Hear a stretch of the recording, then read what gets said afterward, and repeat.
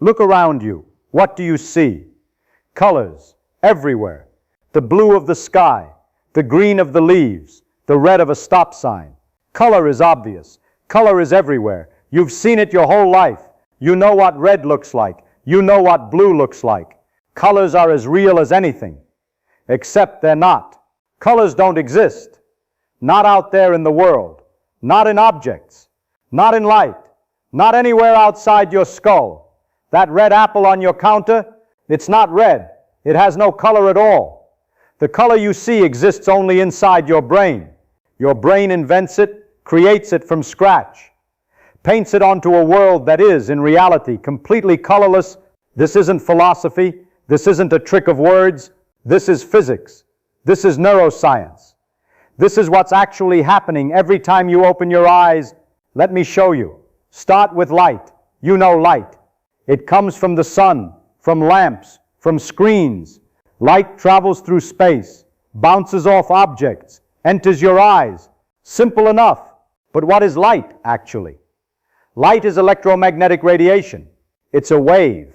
It has a wavelength, a distance from peak to peak. And here's the thing. Electromagnetic radiation comes in a huge range of wavelength. Radio waves, microwaves, infrared, ultraviolet, X-rays, gamma rays. All of these are the same thing, the same phenomenon, just different wavelengths. Your eyes can detect a tiny sliver of this spectrum, a pathetically small range, from about 380 nanometers to about 700 nanometers. That's it. That's all you can see. Everything else, the vast majority of electromagnetic radiation, is invisible to you. Radio waves are passing through your body right now. You can't see them. Infrared is radiating off every warm object around you. Invisible. Ultraviolet is streaming from the sun. You can't see it either. You see almost nothing of what's actually there. A tiny window, a keyhole. And even within that keyhole, what you see isn't what's really happening.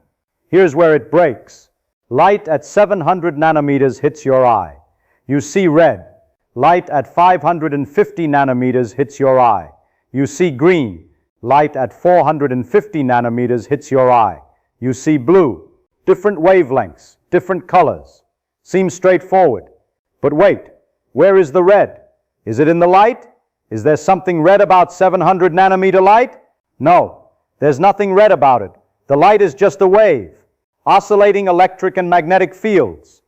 There's no redness in those fields, no color property, just frequency and wavelength numbers, physical quantities.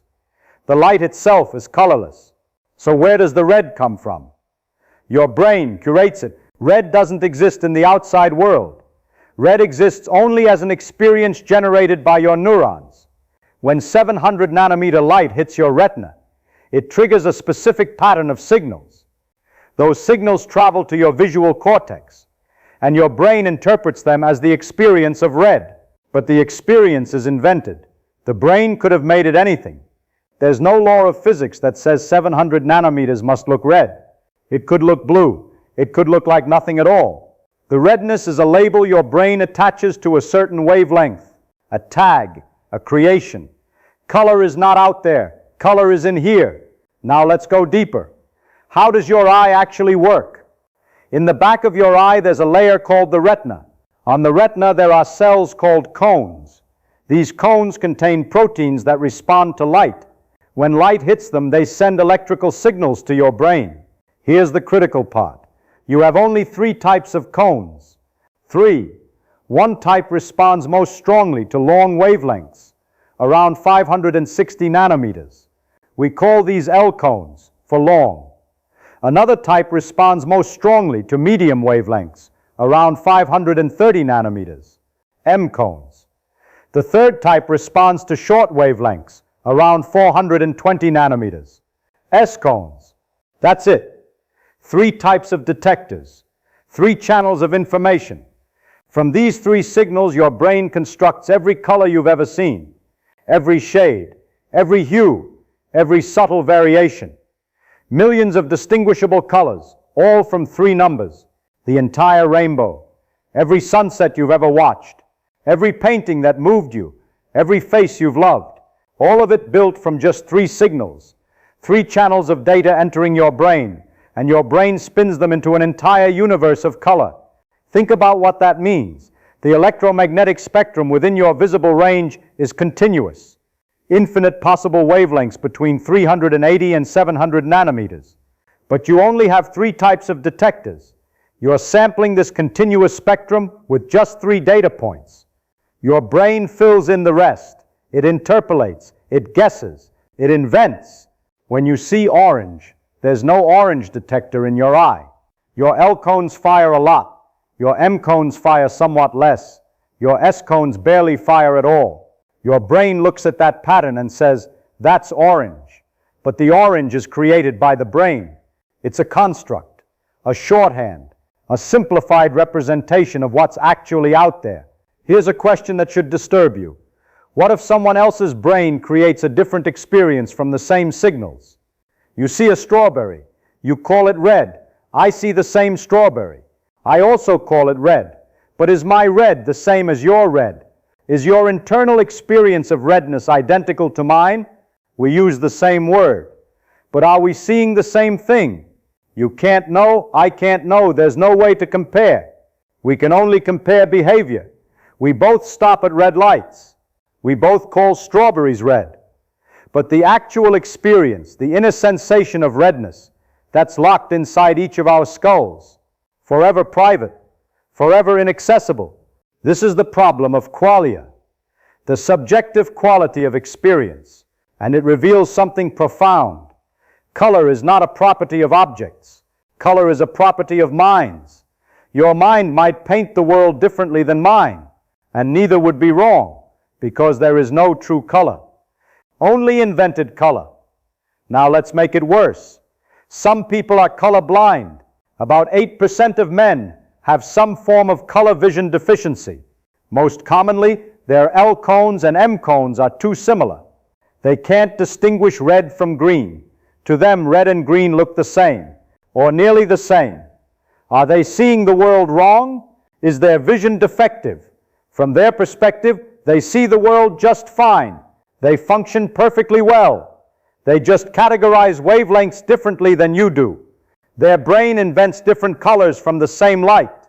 But here's the thing that should bother you. How do you know you're not the one with the limited vision? How do you know your 3 cone types are showing you the true colors? Some women have 4 types of cones, a genetic variation. They're called tetrachromacy. They can distinguish colors that look identical to the rest of us. They see more colors, literally more, shades and variations invisible to normal vision. So who sees the real colors? You with 3 cones? The colorblind person with 2 functioning cone types? The tetrachromate with 4? None of them. There are no real colors to see. There are only wavelengths, and different brains carve up those wavelengths differently. Every brain invents its own palette. Let's make it even worse. Look at other animals. Dogs have 2 types of cones. They see the world in what we might describe as blues and yellows. No red, no green. Is their world less colorful? To them, it's just the world. They don't know they're missing anything. Their brains paint their reality, and that reality feels complete. Mantis shrimp have 16 types of color receptors. 16. Compare that to your 3. They can see ultraviolet. They can see polarized light. They can detect things about light that you don't even have concepts for. Their world is painted with colors we have no words for, no concepts for, no experience of. We literally cannot imagine what they see. Our brains lack the machinery to even simulate it. Bees see ultraviolet, but can't see red. To a bee, red flowers are black, invisible. But flowers that look plain white to us have elaborate ultraviolet patterns visible to bees. Landing strips, bullseye targets, guides pointing to the nectar, a whole visual language written in colors we're completely blind to. We walk through a garden thinking we see the flowers. We see almost nothing of what's actually there. Which animal sees the true colors of the world? The dog? The human? The mantis shrimp? The bee? None. The question doesn't make sense. Color isn't in the world to be seen correctly or incorrectly. Color is invented by each visual system according to its own design. There is no correct answer. There is no true color. Now here's something that should shake your confidence in your own perception. Your brain doesn't even report colors accurately. It lies to you constantly. It edits. It adjusts. It makes things up. Look at an object under different lighting conditions. A white shirt in sunlight. The same white shirt under incandescent bulb. The same shirt under fluorescent light. The wavelengths reaching your eye are dramatically different in each case. Sunlight is bluish. Incandescent light is orange. Fluorescent light has strange spikes. But the shirt looks white in all three cases. How? Your brain performs something called color constancy. It tries to figure out what the object's surface is really like and subtracts the influence of the lighting. It doesn't show you the raw wavelengths. It shows you a corrected image. It's an interpretation, a guess about what's really there. Usually this works well, but sometimes it fails spectacularly. Remember the dress?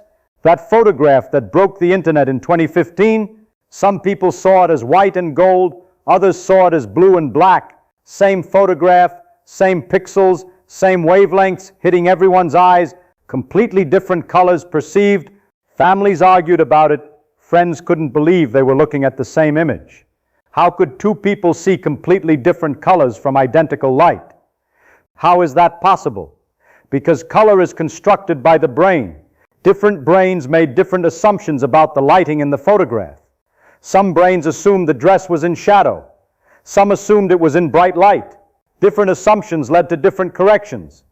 Different corrections led to different colors. And both were equally valid interpretations of ambiguous data. The dress wasn't white and gold. The dress wasn't blue and black. The dress was wavelengths of light. The colors were added by the viewers. Each brain painted its own picture. Your brain is doing this all the time. Every moment you have your eyes open, it's taking raw wavelength data and constructing a colored world, filling in gaps, making assumptions, inventing what it thinks you need to see. You're not seeing reality. You're seeing your brain's best guess about reality. Now step back and think about what this means. You walk through a forest. You see green leaves. You see brown bark. You see blue sky through the branches. It feels like you're seeing the world as it is, directly, accurately. The green is right there, obviously, but it's not there. The leaves are reflecting wavelengths around 550 nanometers. That's what's there. The greenness is something your brain adds, a tag, a label, a sensation manufactured inside your skull. If your visual cortex were damaged, if the part that creates color experience were destroyed, the wavelengths would still be there. The light would still reflect, but the green would be gone, because the green was never in the leaves. The green was always in you. Color is like pain. Pain isn't in the knife. Pain isn't in the fire. Pain is created by your brain in response to signals from your body. The knife provides the stimulus. Your brain provides the pain. Same with color. The light provides the stimulus. Your brain provides the color. But we don't think of color this way. We think of color as a property of objects. We say the apple is red. We say the sky is blue, as if the redness and blueness belong to the apple and sky. They don't. They belong to your brain. The apple merely reflects wavelengths. Your brain does the rest. Here's one more thing that should disturb you. You can experience colors that don't correspond to any wavelength at all. Magenta, pink. These colors don't exist in the spectrum. There's no wavelength of pink light.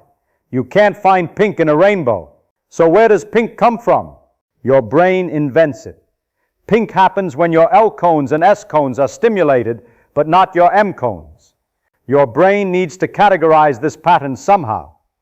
So it creates a new color, a color that exists purely as a mental construct, pure invention with no external counterpart. You see pink regularly. You have pink clothes, pink flowers, pink sunsets, and every single time you're seeing something that doesn't exist in the electromagnetic spectrum, a hallucination, a fabrication, a color that is entirely and completely made up by your brain. And if your brain can invent pink, How do you know it isn't inventing everything else too? You don't. You can't. Color is private. Color is constructed. Color is not out there waiting to be seen. Color is in here, being created, moment by moment, by 3 types of cone cells and a brain that's guessing as fast as it can.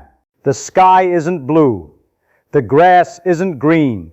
The sunset isn't orange. These things reflect certain wavelengths of light. That's all. The blue, the green, the orange, those are added by you, painted onto a colorless world by a brain that evolved to find useful patterns, not to show you truth. You have never seen a color, not once. You have only experienced colors, internal experiences, inventions, creations of your own neurology. The world has no color, only wavelengths, only oscillations, only physics. Your brain takes those oscillations and paints a picture, a beautiful, vivid, detailed picture, full of color and life. But the picture is inside you. The painting is your brain's work. Color doesn't exist. Not out there, not in light, not in objects. Color exists only in minds. And your mind is the painter. Every color you've ever seen was your brain's invention.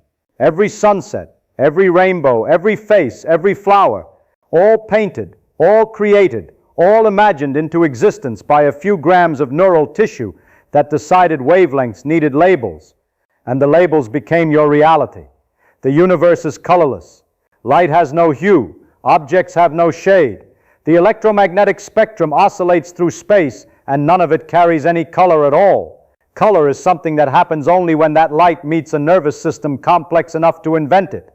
Your brain is that nervous system. Your brain is the artist, and everything you see is its painting. Not truth, not reality. A beautiful, useful, vivid invention. That's what color actually is.